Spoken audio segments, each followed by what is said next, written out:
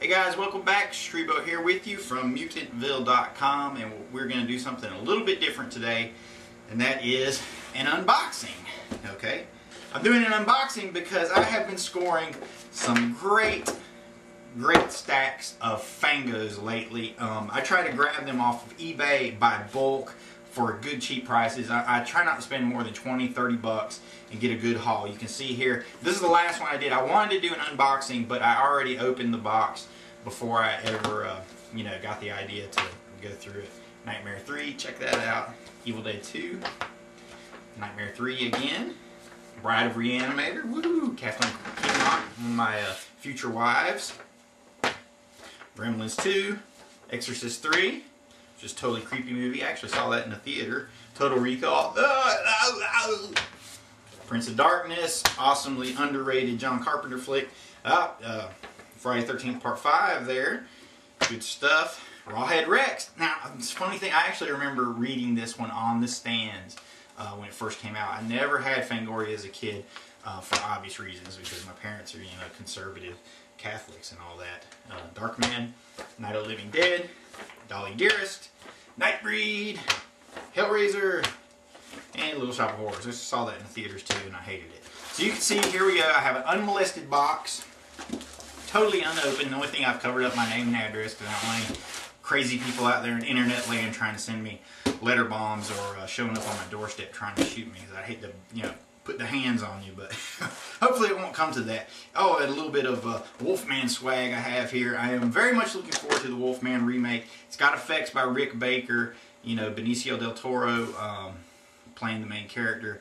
I think it's going to be a lot of fun. So, let's open this box up and see what we have. Now, I have a pair of scissors here. I could do this that way, but since we're opening Fangorias, let's do this the slasher way with a damn Bowie knife. That's an American knife for you right there, son. Made for fighting, killing, throwing, anything you need to do with it. So, let's see what we got.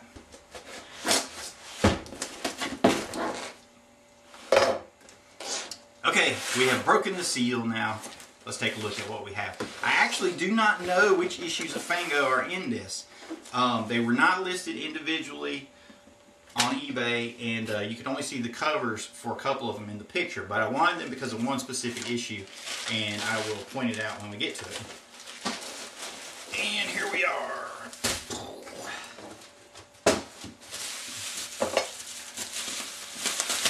Careful not to cut up my Fangos.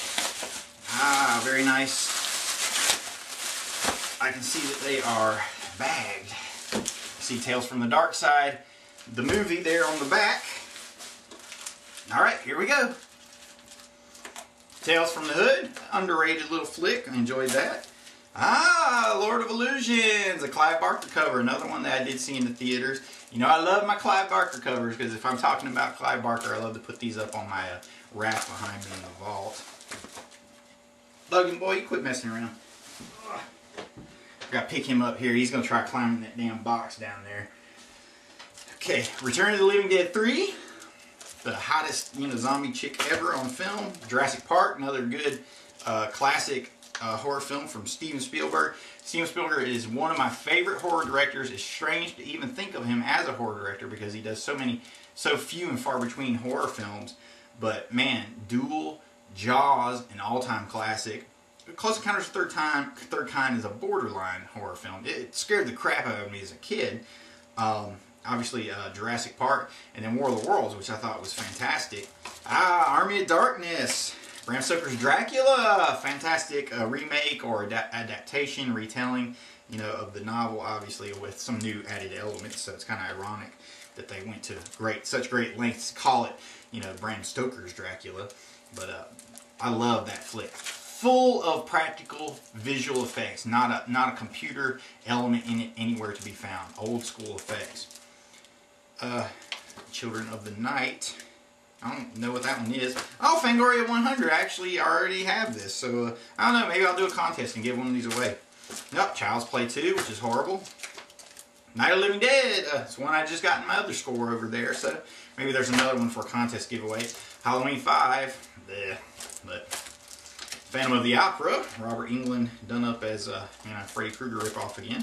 Here we go, Nightmare on Elm Street, Part 5 with Robert Englund again. I saw that in the theater. I thought it was okay-ish. You know, it's by the time that came out, you know, the Nightmare on Elm Street series had kind of descended into self-parody, and Freddy was obviously a pop icon and not quite as scary. But that was a dark installment of it. Tales from the Crypt, probably the single most famous episode with what is that, Silent Night, Deadly Night, or All Through the House or something? I can't remember the title of the actual episode.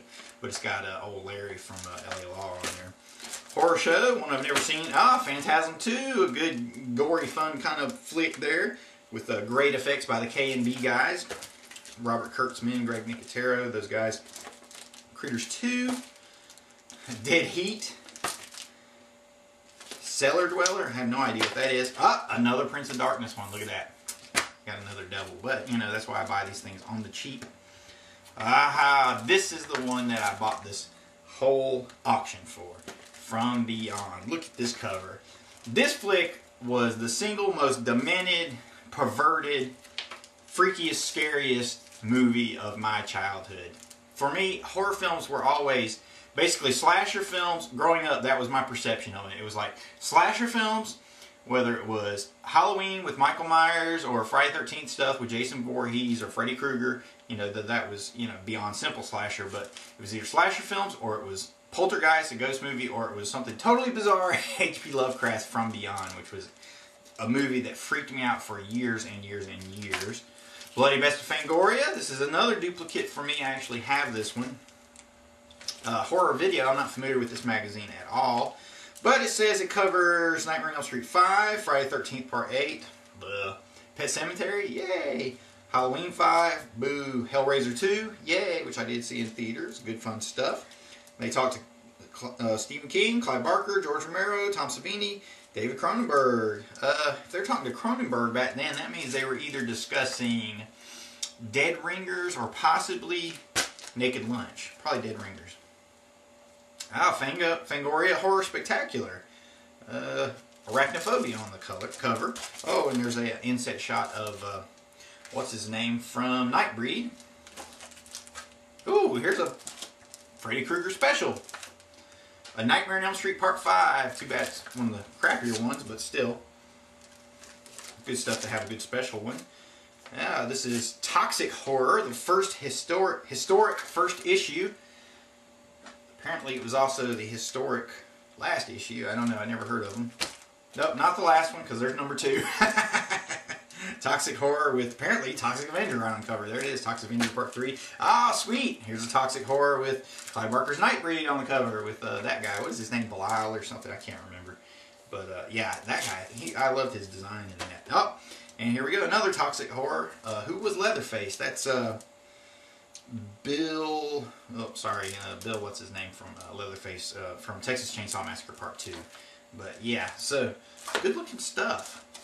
Quite a fun haul right here. So there you go, guys. Now you will see all of these pop up behind me, especially this From Beyond. And you will know exactly where they came from. Phantasm 2.